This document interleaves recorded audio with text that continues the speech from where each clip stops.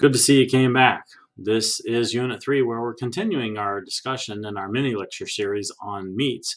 This is Chapter 9, where we're going to briefly discuss visual evaluation of market animals. This is the third mini lecture in a four-part segment. I've divided up a little bit more just so the segment length doesn't get too particularly long for you. All right, so I showed you some cutaways or diagrams of where those retail cuts of meat come from, or wholesale cuts of meat, excuse me. But I would be remiss if I didn't show you where the external parts are and kind of where those things, where those spots relate to. And of course, great pork product coming from just about every spot on the pig there. Same thing when we talk about the external parts of the cattle, and a few spots to evaluate.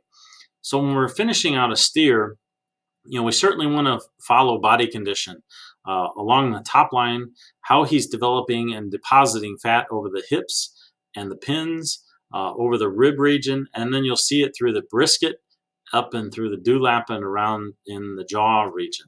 You don't really want them, you want them to maintain an oval top appearance. Otherwise they will start developing, if they get too big and square, they'll start developing a lot of extramuscular fat. Same thing when we talk about the sheep. Obviously, one of the closing slides that I saw you in the last section, but kind of relating to where some of those cuts of meat may come from on the lamb. Relating in again back to that diagram that I showed you, but now I've stacked them all three on top of one another, where we have the wholesale cuts from the steer, wholesale cuts from the pig, and then wholesale cuts from the lamb. All right, composition comparisons, again, yield grade 2 to yield grade 5. I thought it was important to break these out again side by side.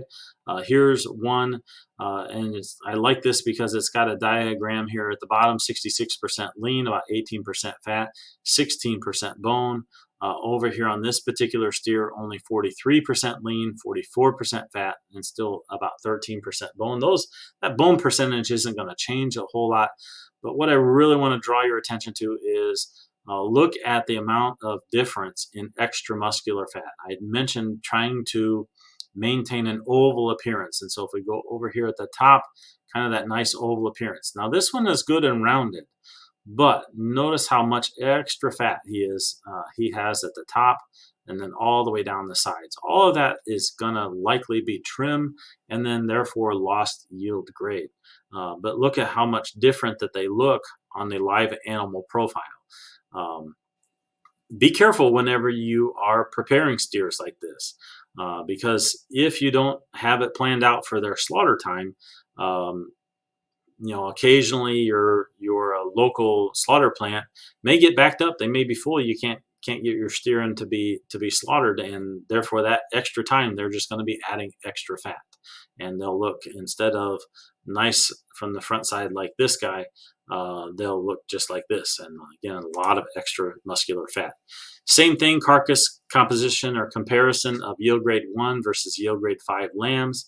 Again, notice this one from the back, where those cuts are coming from and how much additional fat gets deposited and where it gets deposited on those particular lambs. Very, very important that we know how to visually evaluate them so that we can time out our slaughter process and delivery to the slaughter plant accordingly. Hogs then, really no different again. A US number 1 versus a US number 4 grade hog. Here on the left, visually what he would look like finishing up, and then slaughtered, what that looks like from a cross-sectional view, what his ham would look like versus this guy here on the right. And again, notice all the additional fat that's deposited in and around that muscle tissue. And again, all of that just takes additional time to carve out and remove during the processing time.